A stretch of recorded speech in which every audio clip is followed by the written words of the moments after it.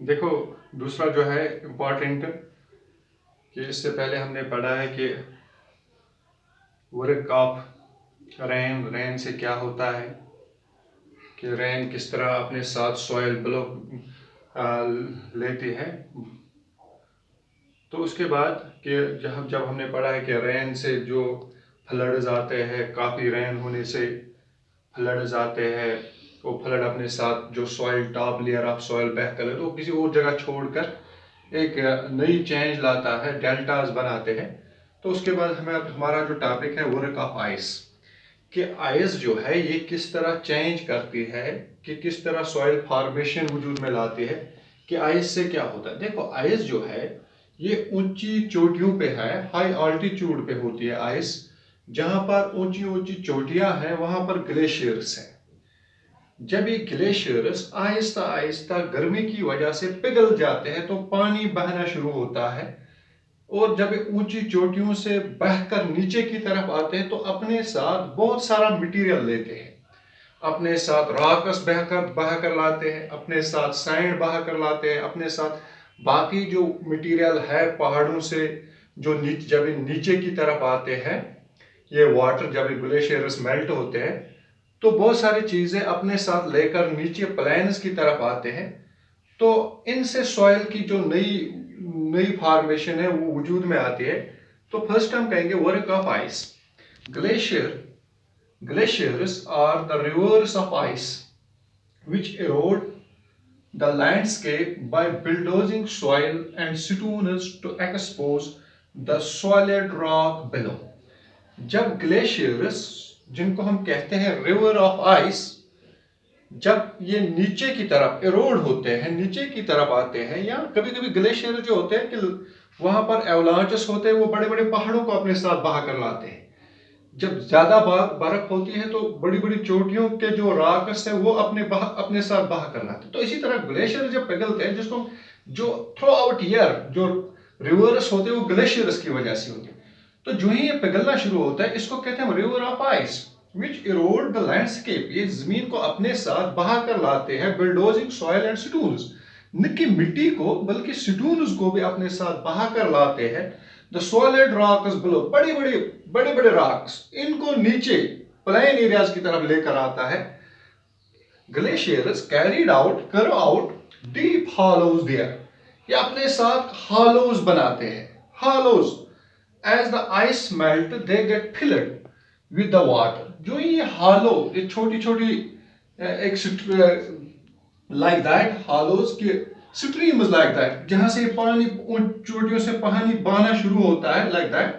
अगर ये चोटी है तो इसके बीच में हॉलो बनाता है, जहां से ये आइस नीचे की तरफ आता है, वाटर नीचे की तरफ आता है। जो ये हॉलोज है ये वाटर से फिल होते हैं। जिस तरह छोटी स्ट्रीम्स होती है, नदियां होती है, इसी तरह पहाड़ों से स्ट्रीम्स बनाते हैं। As the ice melt, they get filled with the water and become beautiful lakes in the mountain। मोuntainों के नीचे एक खूबसूरत से झील बनाते हैं, जो ये नीचे की तरफ आते हैं, जहां पर आइस से जमा होता है वाटर। तो एक खूबसूरत से झील बनाते हैं जिसको हम कहते हैं glacier moraines. The material carried by the glaciers such as rocks big and small. और जो ये ग्लेशियर अपने साथ मटेरियल लाते हैं, बहा कर लाते हैं, चाहे चाहे रॉक्स हो, चाहे सॉइल हो, सैंड हो या सिलेट हो, छोटे पत्थर हो, get deposit and form and deposit and form glaciers. यानी ये जो ग्लेशियर मोरनेस, और उसको उसको क्या करते हैं कि अपने साथ जब बहा कर लाते हैं तो उसको कहते हैं ग्लेशियर मोरनेस। ग्लेशियर मोरनेस आप इस तरह कहोगे कि जब ये अपने साथ पेड़ पौधे, जब एक पेड़ अपने साथ या रॉक्स या सिलिट अपने साथ बहा कर लाते हैं नीचे की तरफ, तो उसको कहते हैं ग्लेशियर मोरेन्स। यानी जब यहां पर जो ये पानी जमा होता है, यहां पर लेक्स बनते हैं, और जब लेक्स के आगे तरफ जब ये फ्लो ज्यादा होता है, जो ये पहाड़, जो ये पेड़, रॉक, सिलेट, सैंड, मिट्टी अपने साथ बहा कर लाते हैं, उसको कहते हैं ग्लेशियर मोर्स। फिर से हम रिपीट करेंगे, glaciers are the rivers of ice which erode landscape by bulldozing soil and stones to expose the solid rocks below. Glacier अपने साथ स्टोन्स, सॉइल अपने साथ नीचे की तरफ लाते, बड़े बड़े पहाड़ों को अपने साथ, बड़े बड़े रॉक्स को अपने स्टोन्स को अपने साथ नीचे की तरफ लाते हैं. द ग्लेशियर करो आउट डीप हॉलोज देयर. जब ये ग्लेशियर आते तो हॉलो बनाते हैं, और जब ये हॉलो बनाकर जो ही ये पानी, जो ही आइस पिघलना शुरू होता है, तो ये जो हॉलोज है ये भर जाते हैं वाटर से, और जब नीचे की तरफ आते हैं then it becomes the beautiful lakes, और अपने ब्यूटीफुल लेक्स बनाते हैं. तो इसके साथ जब ग्लेशियर अपने साथ मटेरियल लाते हैं, चाहे सॉइल हो, चाहे रॉक्स हो, चाहे छोटे रॉक्स हो या बड़े रॉक्स हो, चाहे सैंड हो या सिलेट हो, जो ये नीचे की तरफ डिपॉजिट करते हैं, ऊपर चोटियों से नीचे लाते हैं, तो उसको कहते हैं ग्लेशियर मोरेन्स. यानी ये काम है आइस का, कि आइस जो है ये लैंड फॉर्मेशन, सॉइल फॉर्मेशन में मदद करता है, या सॉइल फॉर्मेशन के एक वजूहात है आइस, या सॉइल फॉर्मेशन के एक वजूहात रेन. इसी तरह सॉइल फॉर्मेशन में वर्क ऑफ विंड, यानी विंड क्या होती है कि इन desserts an active agent of erosion and deposition is wind. Wind जो है, जहां पर डेजर्ट्स होते हैं, डेजर्ट्स पे जो विंड चलते हैं, जो आंधी चलते हैं, ये अपने साथ सॉइल को इरोड करते हैं, सॉइल बहा लेते हैं और किसी और जगह डिपॉजिट करते हैं, जमा करते हैं, नई फार्म करते हैं. एक जगह की मिट्टी को उठाकर दूसरे जगह पर डालना, एक जगह जहां से उठाते हैं उसको इरोजन कहते हैं, और जहां पर ये डालते हैं उसको डिपोजिशन कहते हैं. यानी जहां पर डाली गई है उस वहां पर नई लैंड फॉर्मेशन वजूद में आती है.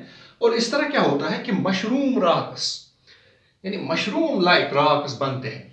सैंड डन्स, यानी सैंड डन्स, यानी जो मटेरियल एक जगह से दूसरी जगह कैरी करते हैं, एक चोटी से दूसरी चोटी पर लेते हैं, ये विंड सैंड डन्स बनाते हैं. और इसी तरह सॉफ्ट छोटे छोटे सैंड, छोटे छोटे जो सैंड्स होते हैं, पार्टिकल्स, इसको एक जगह से दूसरी जो कंटिन्यूस चलता है उसको कहते हैं लूज. यानी जो लूज है, ये जो फॉर्मेशन है मशरूम रॉक, सैंड डन्स, लूज, ये भी विंड की वजह से वजूद में आते हैं. तो हम ये कहेंगे विंड भी एक एजेंट है सॉइल फॉर्मेशन में, आइस भी एक एजेंट है, तो रेन भी एक एजेंट है. इसी तरह हम देखते हैं जो कल हमने पढ़ा है लहरें समंदर से, वो लहरें भी एक एजेंट है. वेव्स, टाइड्स, वो भी एक एजेंट है सॉइल फॉर्मेशन में. तो इस तरह जो है कि चेंज होती है, चेंज ऑफ अर्थ या सॉइल फॉर्मेशन, जो अर्थ चेंज होती है, कि रॉक्स कैसे वजूद में आते हैं, नए रॉक्स कैसे खत्म होते हैं, पुराने रॉक्स कैसे खत्म होते हैं, नए वजूद में आते हैं. तो it is because of these agents, इन्हीं एजेंट्स की वजह से हमारी